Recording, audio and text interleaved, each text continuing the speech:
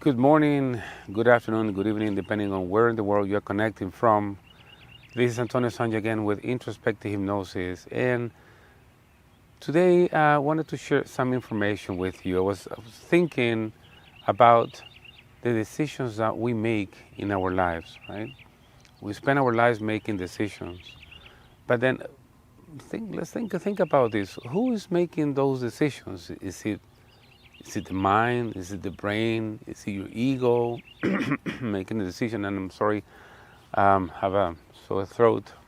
It's pollen season here in Charlotte, North Carolina, so I'm still trying to recover. So who's making those decisions, right? In my opinion, and it's not my opinion, I'm sure about this, who is making the decisions, who's making those decisions is our soul. Antonio, what's soul? Well, for that we need to go back and refer to the Spirits book by Allan Kardec. According to the spirits themselves, a spirit is energy with its own consciousness. And to the question to what is the soul, the spirit replied, the soul is an incarnated spirit. So in other words, if it's out of the body, is spirit. If it's inside the body, is the soul. Right? We're gonna refer to it as the soul. So if you want to understand what decisions the soul makes and how can this affect our lives and future incarnations, stay tuned and we'll talk about after this.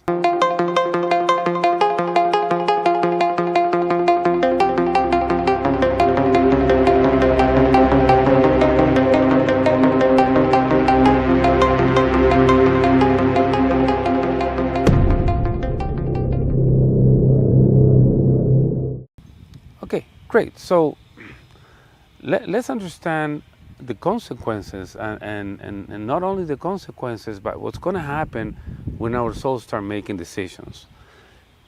Even before we're born, when we're in spirit form, when we're in the spirit world, the soul starts making some plans. It plans the lessons it needs to learn once it incarnates. It plans what type of body we're supposed to have based on the lessons we need to learn. If I need to learn about, limitations, then I'll choose a body with limitations. If I need to learn about forgiveness, then I will choose to be born in a family, maybe in a family that's going to treat me in maybe not a nice way, so that I can experience this and learn how to forgive. If I need to experience about loss, maybe I'm going to reincarnate as a woman, and when I'm pregnant, then I might lose my son or my daughter. In other words, a miscarriage, right? That is one way to experience loss. There are many decisions that we make when we're in spirit form and before we reincarnate. We choose our parents, we choose our lessons, we choose where we're going to reincarnate. Each country is a school on its own. Think of planet Earth as a big school, and each country is a school on its own, right? It's not the same to incarnate in the U.S. or, in Peru, in South America, or in a country in Africa. It's not the same. The experience is going to be different. It's going to be different to be born in, in an island in the Caribbean or in a country that is currently in war, right? So the experience is going to be different. So we start making decisions then. But only then we make decisions? So does that mean that we make those decisions and everything is set in motion and we have nothing to do? We just need to let this theatrical play that we created to just go by itself and go on autopilot? It doesn't work like that. After we plan all of this in the spirit world, we then will incarnate, right, in a fetus. So we're going to be in our mother's womb. A lot of people don't take this into consideration, but there's a lot of things that go on during our time in the womb. You can watch some of my sessions on YouTube, and you'll see what I'm talking about. There's a lot of stuff that is going on while we're in the womb. Why? Because we're not just an action figure or a toy inside our mother's womb. There's a body, and after the body is created, the spirit is going to occupy the body. But what happens? We as souls have our own purpose, our own lessons, our own mission, our own fears, phobias, our own entrapments, our own, I don't know, spirit attachments, our own entrapment. We might be trapped in other experiences, in other lives, and that's what's going to be causing symptoms. But when we are in our mother's womb, we are inside her vibrational field, right? And our mother has her own plans, her own lessons, her own fear, phobia, sadness, her own soul entrapment. Our mother might be experiencing the loss of a father or a mother, or abandonment from our father, for example. Or maybe she's going through different situations like hunger or war, or I don't know. There's many, many, many different things that can take place with our mother while we are in the womb. But what is the problem? During the time in the womb, we cannot differentiate what belongs to us and what belongs to her. We're kind of connected. We have this kind of telepathic connection when we can think what she thinks and we can feel what she feels. But the problem is that in the womb, this is the realm of the subconscious mind. Everything that takes place there is going to be recorded in our subconscious mind. When we're born, we're going to forget about it, but the programming is done already. So in the womb, it's kind of windy here, I'm sorry. In the womb, we also make decisions. For example, right, let's say that you're in the womb and your mother is thinking about aborting you. So you as a soul might say, well, I don't even want to move. I don't want him to know I'm here, because if I move, I'm going to be killed. Whenever I'm born, I'm going to recreate that emotional state, that attitude. So maybe I'm going to avoid confrontations. I'm going to be very shy. I'm not going to stand up for myself. I would like to stay away from people, because I'll be thinking that I can be killed. What if, and this happened recently in one of my sessions, and it happened many times actually during sessions. Let's say that you are going to be a little girl, and your father says, I want this one to be my boy. I want this baby to be a boy. I would not know what to do if this baby is not a boy. And you being in the mother's womb, knowing that you're going to be a little girl, you're thinking, well, I'm going to be a little girl, so I'm going to disappoint my father. So once I am born, I'm going to make it up to him, because he's going to be disappointed. And I want him to love me for who I am. Not that long ago, I had a session where my client was a female client. The father always wanted to have a boy. So she knew she was going to be a girl. And she said that she was making the decision to be daddy's little boy. And that is the attitude she got when she was born, to be daddy's little boy. Always trying to have the father like her, even though she was not a boy. You see, so we start making all of these decisions while we are in the womb, and we forget about it. What other decisions can you make? Let's say that your mother realized that she's pregnant. She was thinking about leaving your father, right? And your mother realizes that she's pregnant, and then she says, I cannot leave this guy, because how am I going to support myself? Now it's going to be this new baby, it's going to be born soon, but my other baby, who's going to take care of me? No, I have to stay with him. And the mother had to undergo a lot of, mistreatment or abuse. So what is the baby thinking while the baby is in the womb? The soul is in the womb. It's going to be blaming itself. Oh, because of me, my mother is going through this. Because of me, my mother is being abused. She cannot leave my father. So whenever I'm born, I make it up for my mother. I'm going to be there for her. I'm going to make her happy. I'll always be there for her. And what happens once that baby is born and starts growing up, that is the attitude that they're going to engage on, trying to make everything easy for the mom, trying to make the mom happy, even forgetting about themselves without having any control. Why? Because this has been recorded at the subconscious level. So these are the decisions that the souls start making while they're in the womb. Does it stop there? Not really. Once you're born, right? Once you're born, and you realize that maybe you are not welcomed, or maybe that your mother is rejecting you, you start making decisions. What if stuff start happening to you during childhood? Michael Newton said this, right? That we as spirits, we interact with other soul groups for different purpose. And when it comes to soul groups where our parents belong to, we interact with those soul groups to deal with karma. Why do you think that most of the issues that our clients have, or my clients have, in sessions come from childhood? Because it is the first learning experience. It is then at this moment that we are just, open to whatever is done to us. We cannot defend ourselves, right? So let's say that a lot of stuff is done to you by your mother, by your father, abandonment, mistreatment, bullying, you name it, and you as a soul decide not to forgive.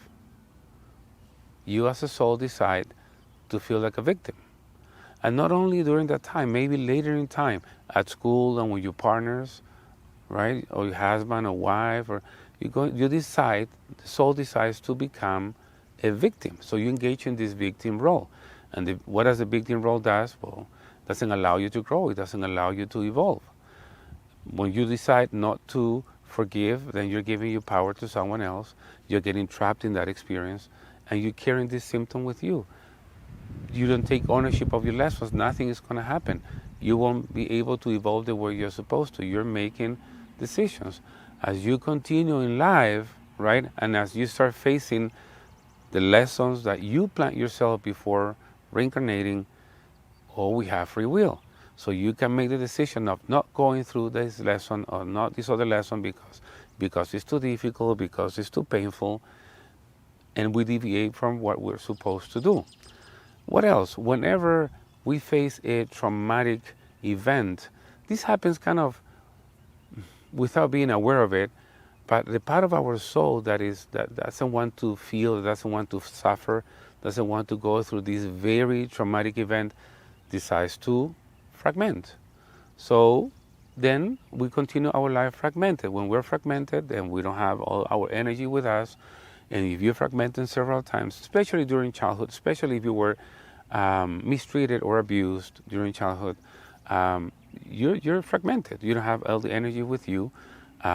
Your shield that's supposed to protect you from other energies, in this case, for example, lost souls, is not there. So it's not strange to find lost souls attached to people that were abused during childhood. So as again, we start making decisions during our lives, but think about it. Those decisions are being made by the soul. Even though the body dies, those decisions are going to be carried to the next body. Why? Because for the soul, life is only one with experiences in different bodies, right? Which other decisions can you make as you keep growing, as you keep evolving, as you're getting older? Promises, vows, commitments, right? Who is saying those? Your body or the soul? What do you think is going to happen when the soul reincarnates in a different body? That promise is still going to be active. I had clients saying promise in past lives to their partners, I will always love you. I will love you forever. I will always be waiting for you. Guess what? They're reincarnated. They're still waiting for that. The soul is still waiting for that partner from that life. It's not present in this life. And this person is having issues trying to commit with a partner, a new partner. Why? Because the soul is waiting. Why? Because the soul made a decision in a past life to say, I'm going to be waiting for you. And that's what the soul is doing. So even when we die, we put our whole reincarnation at risk. If we don't die, when I say we don't die properly, is that we don't complete whatever we're supposed to complete. If you need to forgive, then forgive. If you need to be forgiven, ask for forgiveness. Whenever you're dying, whatever you think, the last thought or what's coming to your mind as you're dying, can cause soul entrapment. Let's say that you did a few bad things in your life, and as you're dying, you're realizing what you just did. What you did in your life, and then you decide to say, well, I don't deserve to be forgiven, or I don't deserve to be happy, or it doesn't matter how many lives I'm going to live, I don't deserve to be happy. What do you think is going to happen in your next reincarnation? What your soul said in a previous life or in this life, it just said it. It's going to be carried as a command, as a mandate to another life. So you just make the decision of becoming a victim. See, you were the aggressor in this case. Let's say you rape somebody, you abuse somebody, and you say, I don't deserve to be forgiven from being the aggressor. You become a victim, and you engage in a victim role that can follow you for a few lives. We're making decisions. Hey, once the body dies and we go out of the body, we can still make decisions. You can make the decision to go to the light. You can make the decision to stay and I don't know, close to your loved one because you want to cross with them. You make the decision not to go to the light because you think you're going to be punished, you're going to be judged, and then you become basically a lost soul. So the soul is making decisions at every moment in our lives, and those decisions don't end with the existence of the current body that we occupy. Those decisions follow us from life to life to life. And sometimes when I be working with clients and we go to the originating event that caused all this suffering, this pattern of suffering, you know, this originating event took, I don't know, 7, 8 lives, eight lives ago. You know, yeah, I know, for the soul, time does not exist and everything is happening now. But let's say it took place 8 bodies ago. Let's put it that way. So this is my message to you, right? Whenever you make a decision, I want you to think of the consequences of that decision that you're making. Whenever you're making a vow or a promise, whenever you send a curse to somebody, because sometimes you're so upset that you can say to somebody, you know, I hope you die, I hope this happens to you. Remember that curse is going to come back to you 3 times stronger, and it's going to follow you on another life. So my message to you is to think about the decisions you're going to make as a soul. Remember that this planet is not a hotel, is not a place for recreation. This planet is a school, and we came here to learn. We can learn in love, and we can learn in suffering. But suffering is an amplifier for learning. So, as I always say in my videos, and I always tell my clients, the solution is not to run away from the situations, from the lessons, because those lessons are going to chase you. Not in this life, it's going to chase you for the next life because it's something pending. Whenever you face a situation, embrace the situation. Doesn't matter how hard it is. Allow your soul to go through that experience. Remember, you planned this. If you don't remember, then trust me, you planned this. Even accidents are no accidents. Even attachments are no accidents. We are experiencing that for a reason. By running away, by choosing to be a victim, we're not doing anything. We're not evolving, we're not growing, and we're not moving forward, you know? So that's my message to you today.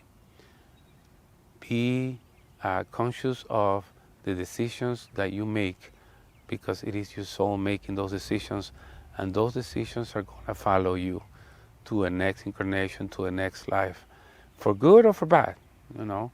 So think about it. Anyway, that's what I wanted to share with you. Thank you, and I hope that you have a blessed and wonderful day. Take care. Bye-bye.